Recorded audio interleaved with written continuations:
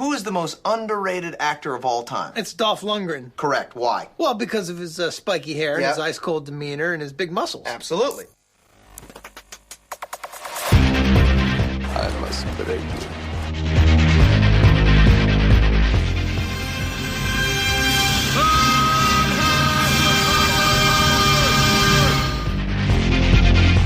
The guilty will be punished. My name is Sergeant Andrew Scott. Come on, guys, don't do this. If I don't get breakfast, I get real grumpy. I don't think you like me grumpy. And you go in pieces, asshole. Let's kick some ass.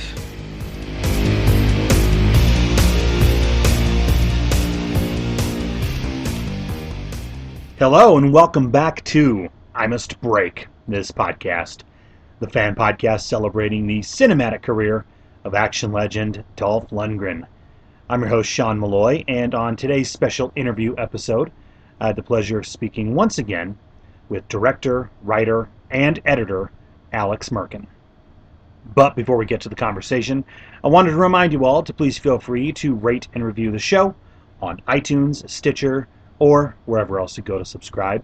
We always appreciate the reviews, especially those 5-star reviews. Those always help. Also, please be sure to check out the Facebook page for the show, I Must Break This Podcast. Here you can stay up to date on the show, the career of Mr. Dolph Lundgren, and other news regarding action cinema in general. So if you're not already following the page, please feel free to like it, share it, and continue being a fan and helping spread the word. Lastly, if you'd like to get in contact with me with ideas, suggestions, or thoughts on the show in general, you can take a look at the official webpage for the show, which is imustbreakthispodcast.wordpress.com. Now, on to today's conversation. Recently, Alex Merkin was gracious enough to join the show once again and discuss his next upcoming movie, PUPS Alone. Now, if you listen to our previous conversation, PUPS Alone was still in post-production, and Alex wasn't able to say very much. But now, with the film slated for an upcoming release, Alex was much more open to discussing and divulging information on this wild, family-friendly Christmas comedy. In PUPS Alone, Dolph plays Victor, a conniving thief who hires some of his associates to steal a high-tech invention right before the holidays. Yet awaiting these thieves are a group of neighborhood dogs who've banded together to protect their owner's home. Well, here we are. What do you think?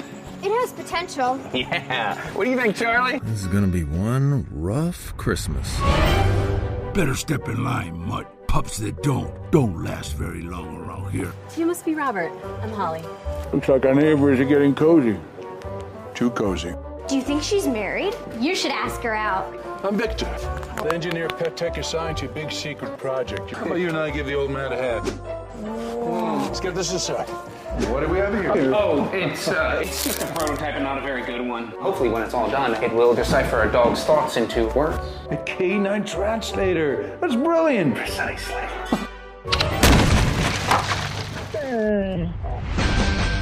Don't get too settled. We have vacation to think about. Vacation? Big Bear Ski Lodge, yearly company shindig. Everyone's going.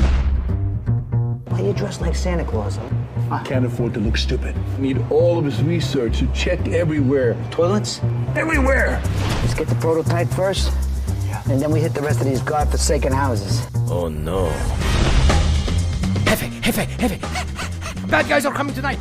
I have a plan that can help everybody, but we need to work together and put our differences aside.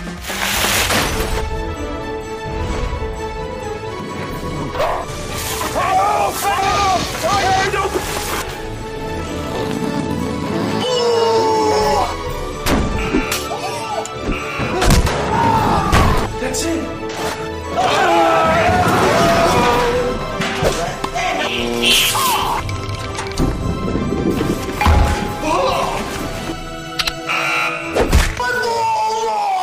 Hey! Oh, my werewolves!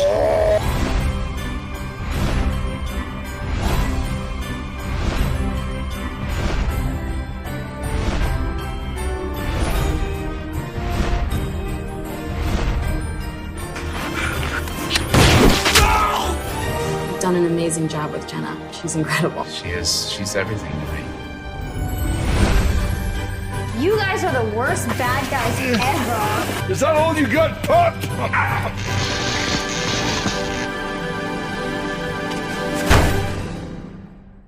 Yes, this is Dolph Lundgren as we've never seen him, and judging by the trailer, he appears to be having tons of fun as he's branching out and working in a genre that he's never truly been able to work in prior. Joining him in this film is a wild cast, especially those who are lending their voices to the four-legged characters, including Jennifer Love Hewitt, Malcolm McDowell, Danny Trejo, and Rob Schneider. In this conversation, Alex Merkin and I chat the development of the film in its pre-production process, as well of the struggles in putting this film together, particularly the wrangling of the film's cast of canines. We also discuss the film's long road in its post-production. We also chat Alex's contributions to the HBO documentary What Happened Brittany Murphy, in which he speaks openly about directing one of Brittany Murphy's final acting roles. That two-part series is currently available on HBO Max. Please be sure to check out PUPS Alone, which will be given a limited theatrical release on November 19th, before dropping on video on demand and DVD on November 23rd. So, without further ado, is my conversation with Alex Merkin on I Must Break This Podcast. First of all, thank you so much for taking the time to chat with me again. I really appreciate you willing to speak with me again. Thank you. Of course. I'm happy to do it. Thanks for having me on. And so, how have you been? I'm doing good. Yeah, it's interesting. You know, you guys have this movie PUPS Alone coming out, and is it fair to say? Because I know last time you and I spoke, you were kind of you weren't really allowed to speak a heck of a lot about it. Right. I mean, the movie it's gearing up for a release here in a couple weeks. So, I mean, are you allowed to speak about it openly? Totally. Now? Yeah, I can talk about it now. Yeah, for sure. Yeah, it was funny because we didn't, at the time, we had certain like names circling the. We hadn't done all the dog voices yet and things like that. So we had other names that were coming on board, and I wasn't sure what I was allowed to talk about, who was official yet. And there were, I think even if I had spoken about it at the time, there were certain people at that time that, for one reason or another, we ended up having to change. So yeah, it's good that we held out because there were a lot of things that were sort of up in the air, but yeah. Coming out in a couple weeks now. Yeah, so I think our premiere might be next week, or no, it might be either next week or the week after. My brain, it is, man. Yeah, but yeah, well, no, this is awesome. This will be a little some promotion for you here. There you go. Yeah, exactly. Well, before we get to PUPS Alone, because I have quite a few questions about PUPS Alone now that now that the cat's out of the bag and we're allowed to talk about it. But I have to tell you, it was awesome seeing you show up in the What Happened Brittany Murphy documentary on HBO Max. Thank you. I mean, it's interesting because, I knew that you directed her in one of her final performances, but it's funny because I turned on that documentary and I wasn't expecting to see you pop up. But yeah, it was great seeing you pop up. And I have to be honest, it was really refreshing hearing you just speak openly and honestly about the behind-the-scenes drama that occurred on set of that film. I appreciate that, man. Thank you. It was, it's something that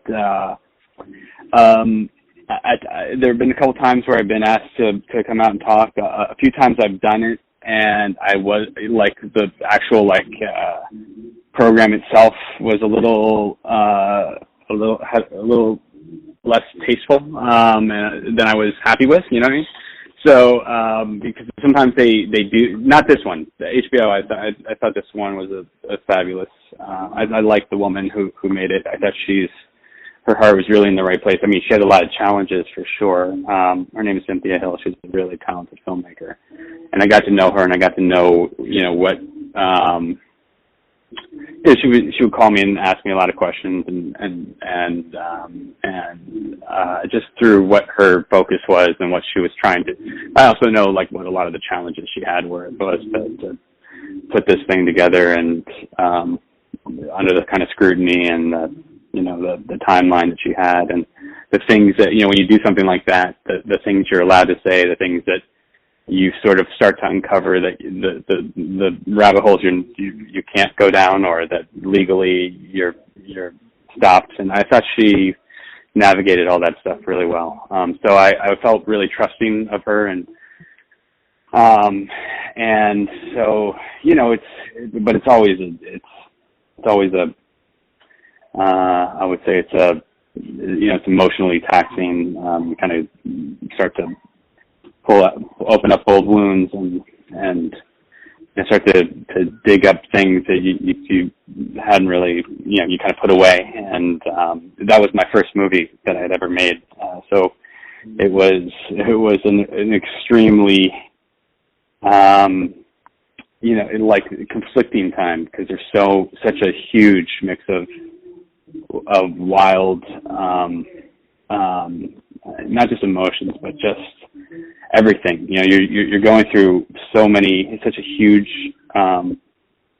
like a vast spectrum of like highs and lows, and ups and downs, and it was an insane experience. But I appreciate that. Thank you for the kind words. It was also, I felt it was kind of therapeutic in a way. It felt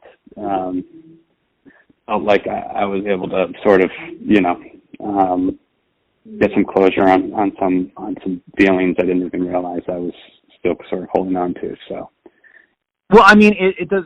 One of the many things about the documentary that I really appreciated is, I mean, it kind of reminds viewers, I mean, me especially, just what an amazingly talented actress she was, especially especially in comedy.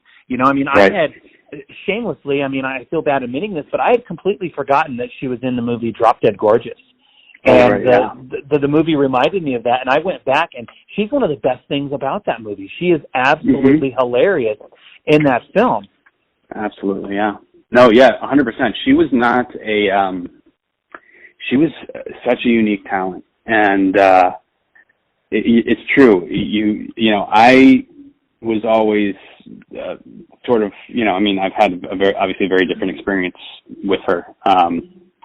But she was so unique and so different. I mean, when we were casting that film, I can't even explain to you the laundry list of names that you start to go through of like it people and who's rising and who's hot right now and who's making waves and that kind of thing. The kind of names that kind of come across your desk when you're going through the casting process. And I would just find myself being like, not, when I would go through all these people, there was just such a blandness, or you find a lot of sort of like, you kind of see the sort of superficial reasons why these people are making waves at the moment, but there isn't really that quality that's going to, elevate or transcend anything, and as soon as her name came up, it was like, oh my God, yeah.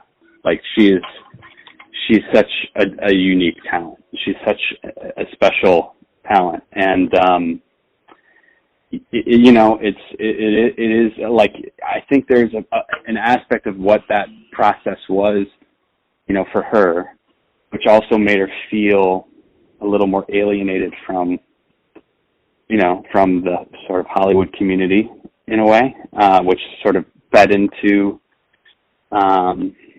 issues and insecurities and problems and sort of like, I mean, this is one of the sort of nasty things about the industry at times, is that it can be very sort of cannibalistic, and it can sort of just magnify things or just paint things in negative light, that can ultimately just lead to the spiraling. If you're like not mentally prepared for how to withstand that kind of stuff, it can be very complicated. So my point is just that her being such a unique individual, not sort of just being like this like Hollywood robot that was sort of, painting by numbers and showing up to set to, do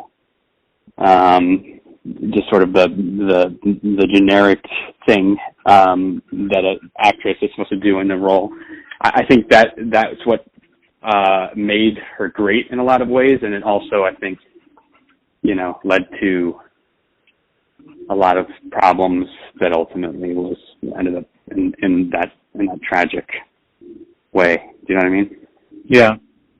Well, you already said it, but yeah, Across the Hall, that was your first film. Have you noticed, thanks to this documentary, have you noticed a kind of like a newfound rediscovery of Across the Hall? I mean, have more people been checking it out than before? Because I noticed that it's available on a few streaming services, one of which is Tubi, which is of course free. Have you heard about more people seeing it for the first time since then?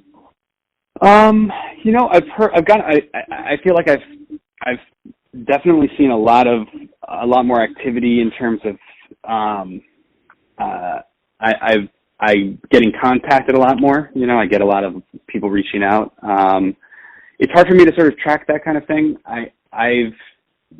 It's been nice. Like when the movie came out originally, it came out amidst that whole horrible tragedy that was going on, and it was very difficult to. I mean, literally, we premiered the movie, and 2 weeks later, she passed away.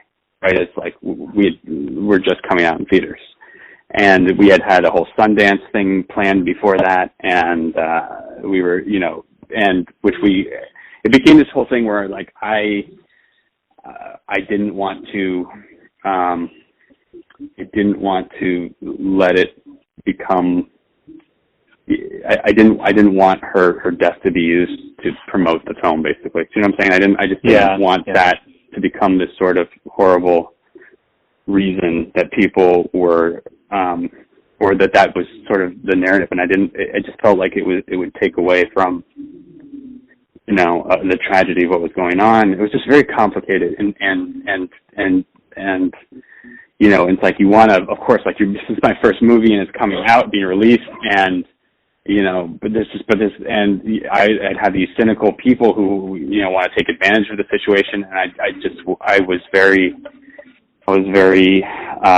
reticent to allow any of that to take place. So all that to say that like when it first was released, it was released under this really sort of cloud of like insanity and chaos and ambiguity in terms of like what's getting attention for what reasons, and but over time I've also like there've been these sort of waves of people finding it and getting these sort of like moments of nice appreciation. So it's hard for me to know. Like it's probably true. I mean, she used a lot of footage from the movie. She used a lot of behind the scenes footage as well from the movie. So it is probably true that there's been somewhat of a new audience finding the film. I'm only able to really track like sort of the waves of attention that I'm just getting contacted a lot more. You know what I'm saying? So I'm getting a lot of random messages and things like that, which but that'll happen at times. Like I'll see that it happens in waves with sort of everything that I've done. Where I'll be like sitting at home and then suddenly I'm finding out something starts to trend in a certain way, and I'm like, oh, that's crazy. I didn't did that movie like 3 years ago, or something like that. You know what I mean? So yeah, I'm sorry. It's a long answer is probably, but I've only, and definitely I've seen a wave of attention. I haven't really put two and together, I guess is what I'm saying, and said, oh yeah, and that's also leading to more views. But I'm sure that it is. Well, if we could, I mean, maybe it's best to say let's pull a 180, I guess. But I wanted to ask you about PUPS Alone. So sure, yeah. Yeah, so this is pretty exciting. This is slated for a release on November 19th. Is that right? I know that's when it's coming to DVD and premiering on VOD as well. You know, I think the 19th, is that a Friday? I think the 19th is theaters, and then the following Tuesday is the VOD. I believe. Okay. I could be wrong. Okay. Well, what's so interesting about it is, I mean, yeah, looking at your resume, okay, PUPS Alone is almost a right angle to everything else that is on your CV. I mean, this seems to be the first family-friendly comedy that you've done. So I guess I have to ask, how in the heck did this project come your way? That's a good question. Yeah. So the producer of that film, a man named Brandon Burrows, who's also sort of created this film. It was his baby. He was actually on and a part of Altitude. And he was very excited with, he was actually that movie was a very difficult movie to make. We had a lot of hurdles with that film, a lot of obstacles, even in the producing space, but he was somebody who was one of the producers on that film that was sort of a positive, a constant sort of good force, against a lot of other sort of chaotic and difficult forces, and so he was thrilled with what he had felt, the way he felt that I sort of navigated that storm and kind of come through a lot of very difficult things, and he definitely felt this movie was going to be a challenge, and he is also aware that I am a huge dog lover. I have a little. I say little. He's a 80-pound German Shepherd Husky mix, but he's my buddy. He's my best friend. He's I love that animal more than I love myself. So he was aware of that, and he also really was aware of sort of the good rapport that Dolph and I had on Altitude, and we had worked well together and had a good and this was going to be such a different kind of a role for Dolph that he, so all of those things he felt like he really wanted me to set to helm this, and I, and it was funny, I was actually coming off of like you said, I mean, it was maybe the other end of the spectrum. I was coming off of a very scary movie, a very non-family friendly, scary film that I just filmed, and I had another one on my slate that I was getting ready to film, and he was very persistent and such a good guy, and he had done such a great job putting everything together on this film that I could not say no to the movie and the package that he sort of delivered to me. This was going to. I've always loved holiday films.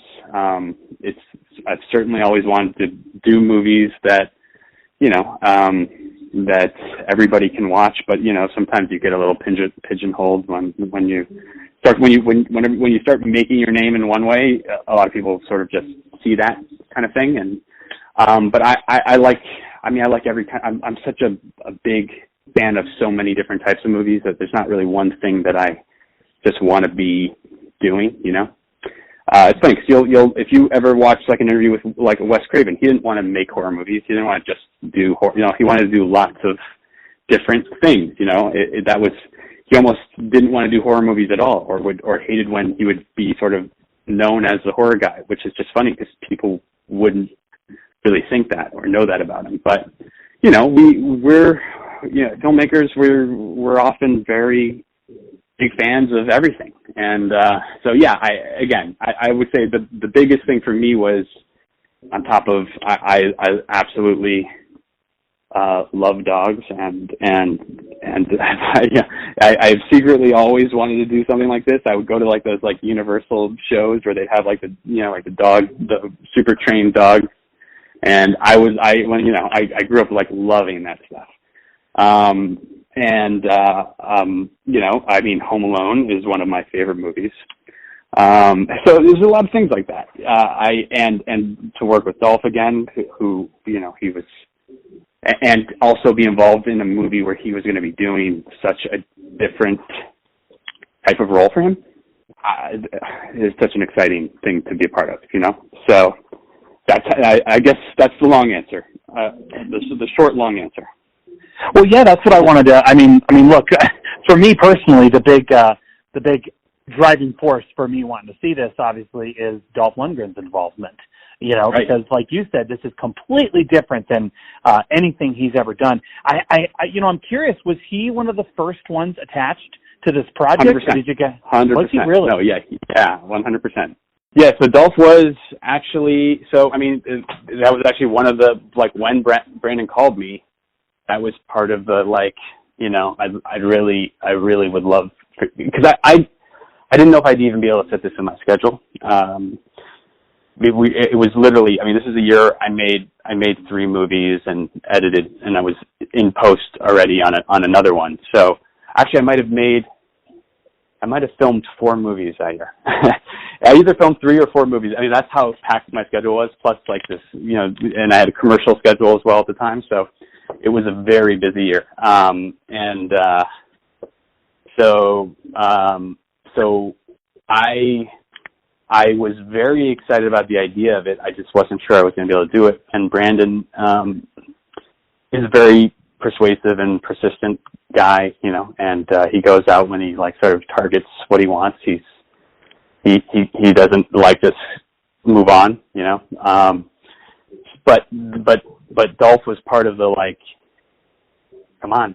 We got let's get back in there with you got to do it. You got to come on and do this with them. This is going to be amazing. So yeah, he was already he was I think he was probably the first person cast in the movie, which is really exciting. It was, and he was so enthusiastic about it. He was so excited about it, which was also exciting for me because, it just shows me the experience I had with him on Altitude was that he's somebody who's coming to work and putting the time on the character, and really he's not showing. There's a lot of guys who they get the reputation for you'll look at Bruce Willis now and you'll see he's showing up in everything, and it's okay, they're showing up for a page. Literally, he'll show up in any movie for this amount of money, right? And shoot a couple days, and that's just not what it's not what he's doing. It's not what he's doing, and you never really know ahead of time. Dolph is extremely invested in the material he accepts and he takes part in.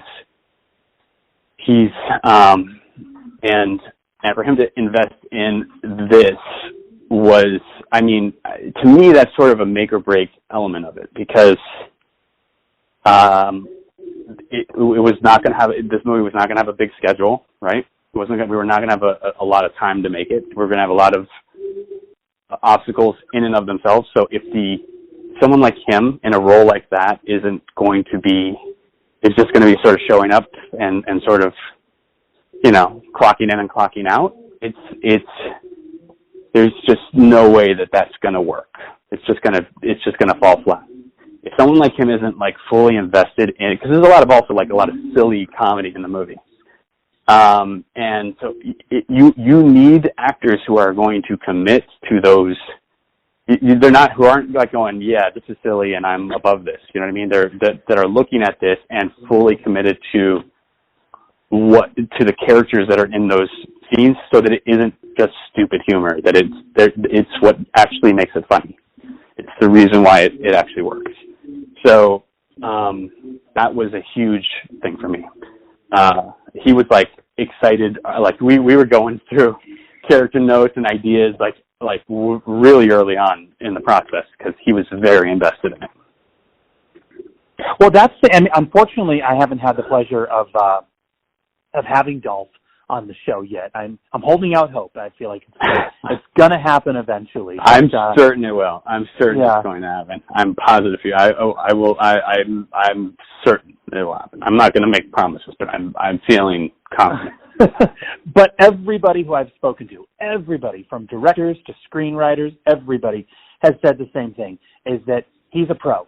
Like, he is an old pro, and he shows up to set regardless of the size and the scale of the production. When he shows up on set, he delivers, and he's gonna, act his ass off and do his very best. And I'll admit, I'm gonna be completely honest with you, Alex. When I first heard about this project, that he was doing this, I mean, look, the guy's my hero, you know what I mean? And so when I heard about this project, I was a little hesitant. I'm going to be honest with you, because it's a Christmas comedy and everything. Yep. So I was and there's such and sorry, I don't mean to cut you off, but there is such there are so many movies that are made like this where they are paychecks and they are phoning in the humor and the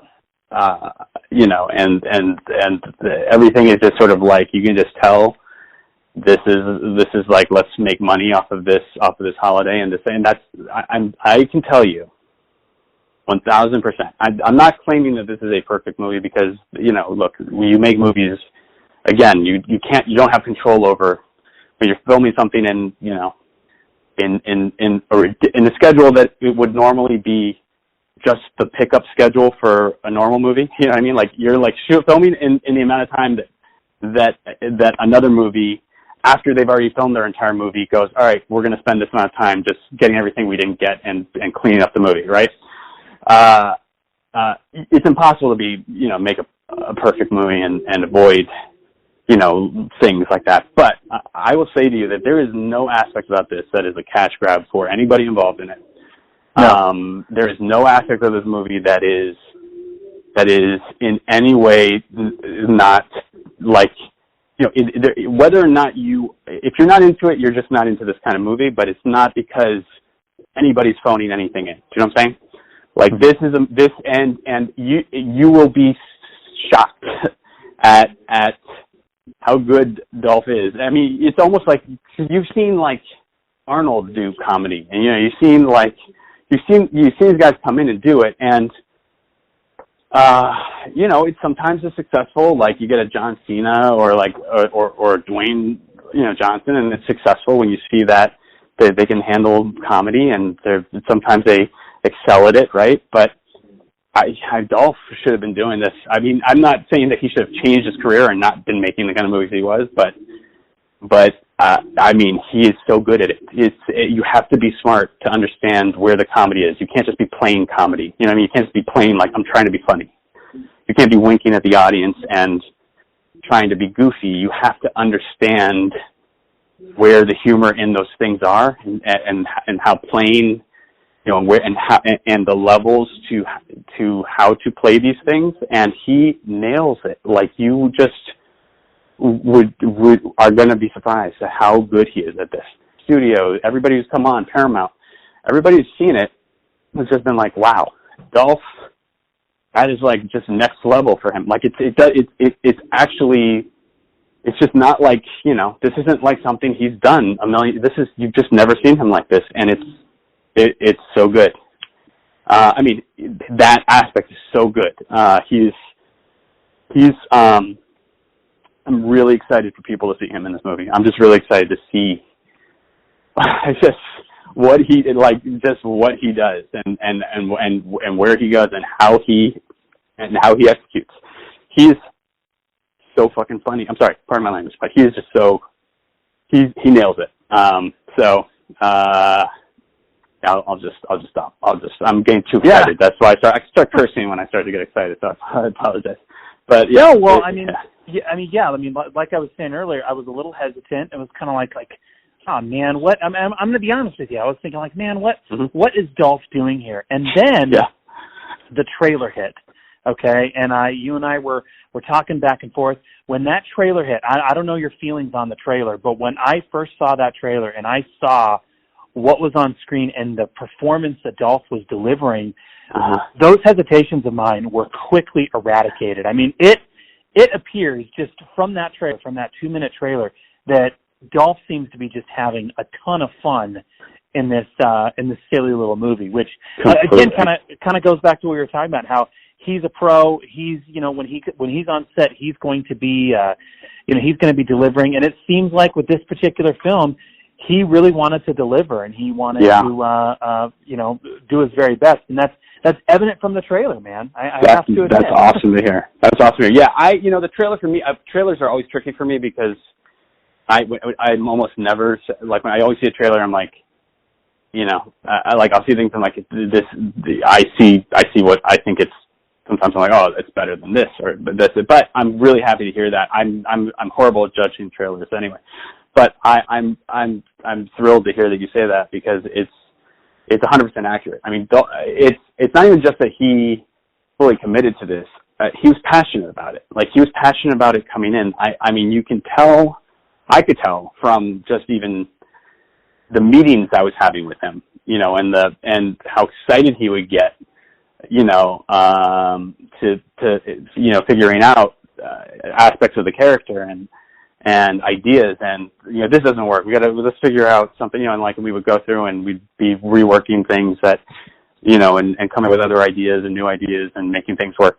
But like that is, it's almost a level up from just being a pro and being fully committed. It's like there was some, I don't know if it's some childhood like thing that he's fulfilling. I don't know if it's just a matter of like being so passionate about the idea of doing something that's a challenge and different for him, and it sort of awakened some kind of like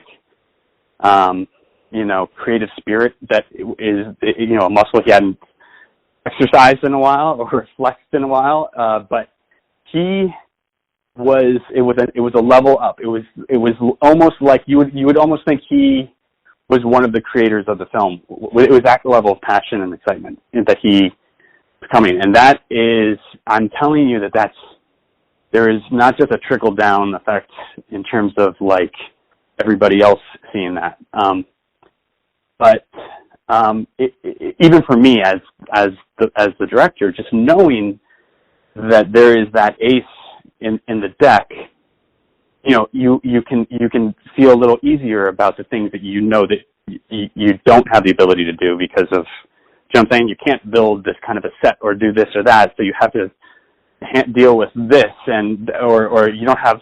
And again, for me also, it's like what do they always say to you? They, don't film with animals, don't film with kids, and those are two of the like three things you're just never supposed to do, right?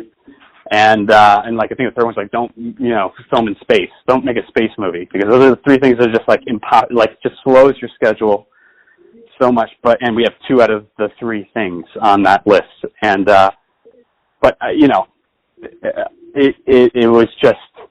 it was just such, everybody was just so happy. He was such a great energy and presence on set. And honestly, it's hard to articulate that it's a level up from just being professional. Do you know what I'm saying? Like there's a way to be professional and still treat something like a job, but this was a passion. You know what I'm saying? So. Yeah. He brought that, and that was such a, I think people are just going to, they're going to be really pleasantly surprised when they see him in this film. Well, correct me if I'm wrong, but it seems like this film was in post-production for quite a while. Didn't you guys finish filming it in 2017? So, this film has been sitting for about 4 years now. Is that right? Not exactly. Yes. No. We filmed principal in then. That's when we started to film. We didn't complete filming then. We always had more to film from the film when we completed. It did get a little tricky with everybody's schedule. With a budget where you're sort of, where you don't have the kind of money to sort of shut everything else down, you know, and say, all right, everybody else stop doing the other projects that you're doing. It's a little tricky to sort of get, when you have especially a cast this big with this many names in it, you know what I mean? When we did shut down, not to shut down, but when we finished Principal and then sort of regrouped to get started on the next sort of phase of the film, it became tricky to then I actually, as I said, I had a small window to make the movie, right? And then I had these other films that were already lined up and ready to go, so that's why I was already concerned about my schedule sort of fitting with this. Dolph was also off doing other things, and we had other actors in the film who were sort of had time commitments on other projects as well. So it was really like the biggest reason for the sort of time off between when we first shot the main portion of the film and when we sort of did the last couple of days that we were hoping to get done sooner was just getting everybody's schedule lined up. And so when it finally did, we were able to then just sort of take off and finish it. But yeah, that was really the big challenge, the big hurdle for, but thankfully, you know, again, if someone like Brandon he could be a producer who then just says, well, screw it, we're going to just, you know, take the shortcuts and do things the wrong way. Or he could be patient and lose money and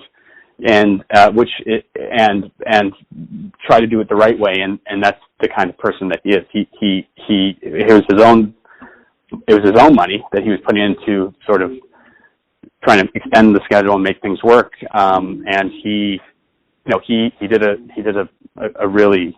It's rare that you find the guys who do that kind of thing. You know, you usually get the guys who are like, forget it. I'm not gonna. We're just gonna do the dumber version or the bad version of this, and this. We're not gonna, we're not gonna try to do it the right way. If that makes sense. So he really wanted to get everybody there at the right time and do all the things properly, and that was really, I would say that was the biggest hurdle. You know, but it worked out. So yeah, that's the reason why. You are right, though. It was a movie in the making for several years. Yeah. Well, I mean, we were talking about the obviously the post-production of this, and it sounds like, I mean, kind of going back to what we said about how Dolph is a pro. I mean, he did his ADR, you were saying, through Zoom, which I mean, I think what was it I messaged you about earlier? It's really kind of amazing, and again, speaks to his character, the fact that he's willing to do his ADR, even if it's through Zoom, as opposed to when you have a guy like Steven Seagal, or Bruce Willis for that matter, who will just have someone else dub. Exactly. It's ridiculous. But the fact that he did it through Zoom, he will do it. Cool. Yep. No, he's great. That's he's doing it like literally while he did it from the studio of another project that he was in the process of making. He's like editing a movie he directed, and he was also performing in something. So he had all these. Yeah, I mean, it is amazing because I've definitely you know, there are people in this industry that are sound-alikes, and you know, it's even in their contract, like when you're going in to do ADR, because you know, that you're using people who sound like them sometimes. And Dolph he's not going to do that. He doesn't want anybody. And even if he's just coming in and it's just something small, I mean, if you had heard even just the Zoom sessions of it, because like there's a lot of, you know, there's like physical humor in this, right? So he's like reacting and making noises and doing things that are, you know, that feel very silly to do in a sound booth. And he is just, again, you're just always fully committed, and definitely speaks to, the kind of person that he is and the kind of performer that he is. And I think it's just a tremendous thing. It's a gift to anybody who's making a movie to have somebody like that.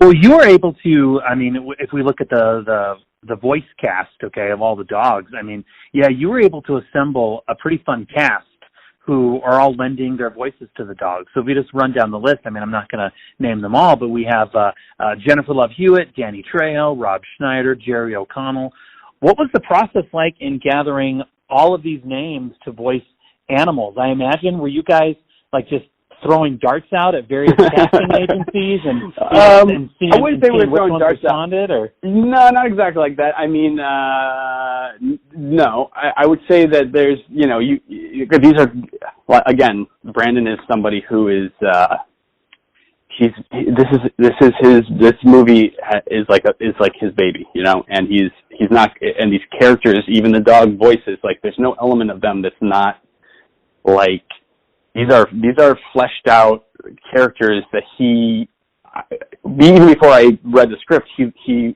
had love for these characters, right? So I think there's another element of like, we're going to wait and get the right people for every single role. And there were times where, you know, we actually had some other exciting names. It wasn't because they weren't right for the role or because, you know, but it was just a matter of like, there'd be a conflict here or a conflict there. But if that would happen, like let's say we had someone perfect for one of the animals that was like, oh my God, that's such a great one, and then something falls through with that. We're not taking the next person. I mean, there's a whole long process of like this, of very carefully mixing and matching and finding the right person. And I can't explain to you the hours of calls and lists and things that we went through just finding, because, you know, you can go through your dream cast, right? And then some people might not be available, some people may not be interested, whatever it is. But it's not easy just to go down. Like even putting the dream cast list together is not easy, right? So it's just like it was fun though. I mean, I was very excited about the group of voice actors that we put together for this. I can't explain to you how much fun that was as well. And I don't think there's a miscast in not one single voice is miscast. So it's pretty awesome, and pretty exciting to work with those guys. You sometimes don't even realize, what it is, like, you know, you may be aware of the talents of certain performers and actors, and aware of, you know, of good things that you think that they've done, but you sometimes don't even realize like how absolutely good they are until you kind of start to see the things that they can pull off and do and bring to the table, and then you start to go, wow, like that's, you know, there's some really fun stuff. So.